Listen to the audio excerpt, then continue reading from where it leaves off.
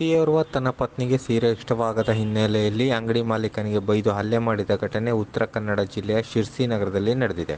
ಶಿರ್ಸಿ ನಗರದ ಸಿಪಿ ಬಜಾರ್ನಲ್ಲಿರುವ ಸಾಗರ ಬಟ್ಟೆ ಅಂಗಡಿಗೆ ತೆರಳಿ ಪತಿ ಮಾಲೀಕನ ಮೇಲೆ ಹಲ್ಲೆ ಮಾಡಿದ್ದಾನೆ ಅಂತ ತಿಳಿದು ಬಂದಿದೆ. ಅಂದಹಾಗೆ ತನ್ನ ಪತ್ನಿಗೆ ಸೀರೆ ಇಷ್ಟವಾಗದ ಹಿನ್ನೆಲೆಯಲ್ಲಿ ಮೊದಲು ಜಗಳ ತೆಗೆದ ಪತಿ ನಂತರ ಮಾಲೀಕನ ಮೇಲೆ ಹಲ್ಲೆ ಮಾಡಿದ್ದಾನೆ ಅಂತ ಹೇಳಲಾಗಿದೆ.